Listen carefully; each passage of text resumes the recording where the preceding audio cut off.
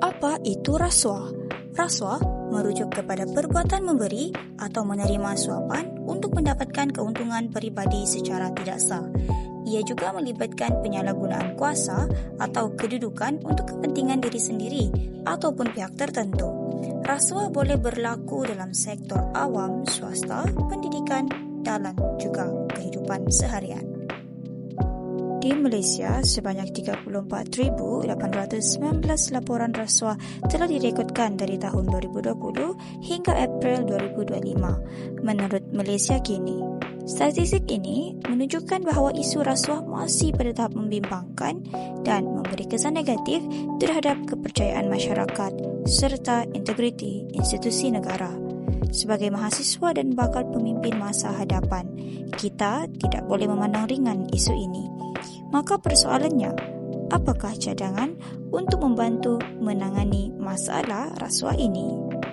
Sebelum kita membahaskan tentang cadangan penyelesaian, kami akan menjelaskan apa itu SDG 16 terlebih dahulu. Tujuan utama SDG 16 ialah untuk menekankan aspek perdamaian, keadilan, dan institusi yang kukuh. Oleh itu, SDG 16 memberikan penekanan terhadap kepentingan membina masyarakat yang aman serta inklusif, di samping memastikan akses kepada keadilan bagi semua lapisan masyarakat melalui institusi yang berkesan, telus, bertanggung jawab, dan inklusif.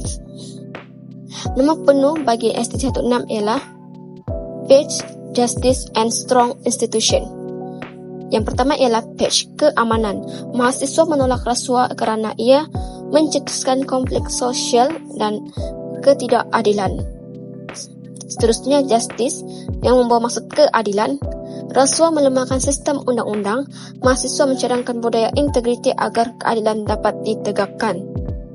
Yang terakhir sekali ialah strong institution, yang membawa maksud institusi yang kukuh. Universiti dan organisasi pelajar menjadi model institusi telus dengan sistem laporan rasuah yang jelas.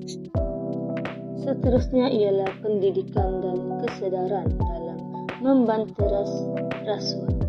Mahasiswa boleh memainkan peranan penting dengan meningkatkan kesedaran tentang bahaya rasuah melalui pendidikan dan pendedahan awal. Program seperti kempen kesedaran, ceramah, dan perkongsian di media sosial dapat membantu menyebarkan maklumat mengenai kesan negatif rasuah terhadap masyarakat dan negara. Dengan pengetahuan yang mencukupi, mahasiswa akan lebih berani menolak rasuah serta mengamalkan nilai integriti dalam kehidupan seharian. Usaha ini selari dengan matlamat SDG 16 yang menekankan pembentukan masyarakat yang aman, adil serta bebas daripada rasuah melalui pengukuhan nilai integriti dan ketulusan.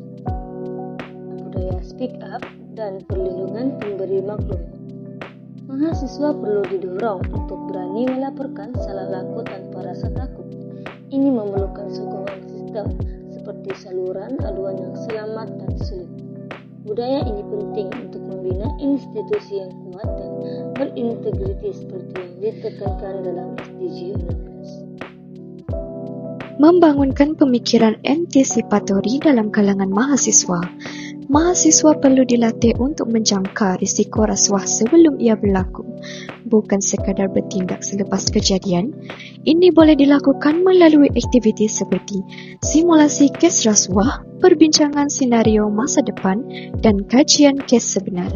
Contohnya, mahasiswa boleh menganalisis bagaimana rasuah boleh berlaku dalam sistem tender atau pentadbiran universiti, lalu mencadangkan langkah pencegahan awal.